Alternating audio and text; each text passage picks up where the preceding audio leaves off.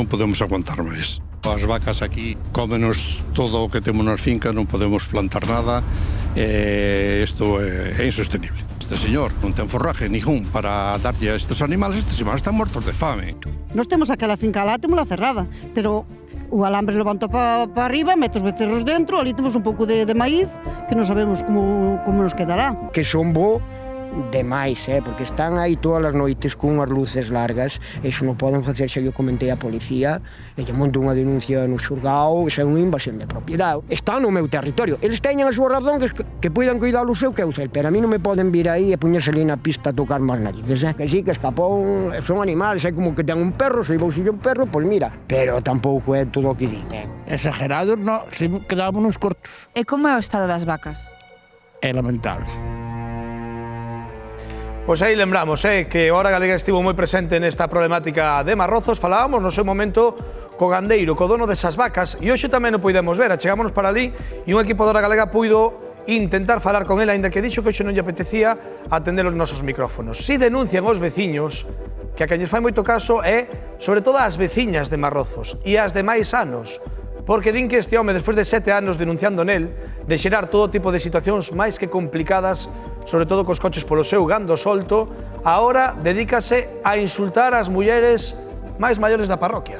Bueno, estas veciñas teñen medo, como é normal, porque Lourdes, unha delas, dignos que el ameaza constantemente e mesmo, segundo di Lourdes, nunha ocasión lle mandou a uns sicarios, E despois está Susa, que dixo que xa ameazou cunha forca na man e agora cada vez que o ve e leva algo na man ese home, ela é que nin se achega.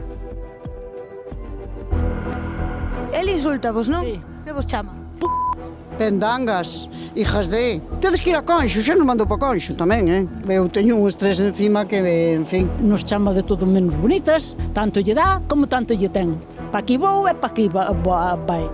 Come todo eso por aí adiante, é un home que non razona. Eu desde o mes de maio hasta o mes de outubro berro todos os días con ele, porque as vacas fan das súas, andan polo medio, comen, pisan, rompen. Enfrenteime a él moitas veces, pero desde un día que me botou un chaparrón de mierda, por decir outra cousa, por detrás, e me girei, tiña má forca así a unha distancia de nada, Entón dixo que te clavo.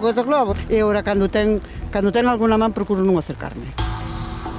Lourdes, acabas de dicir que viñeron 2 sicarios. Son uns chavales que viñan nun coche, empezaron a facer rale, estábamos aquí na carretera, entonces meteronse con nós. Ás 3 da tarde botar vacas e despois colle as leiras, kilómetro para lá, tudo é del.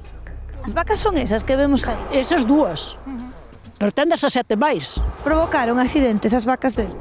Leva por menos 12. Non sei se viste a gasolinera que hai aí en Santa Lucía. As vacas chegaron aí, porque eu iba andando e dixo-me unha señora, oye, invita a ese animal que vai aí diante a un café. Pero é que así, día tras día, este é un sin vivir, e non hai nadies que faga nada, E vos vixiades e el pola noite que fai?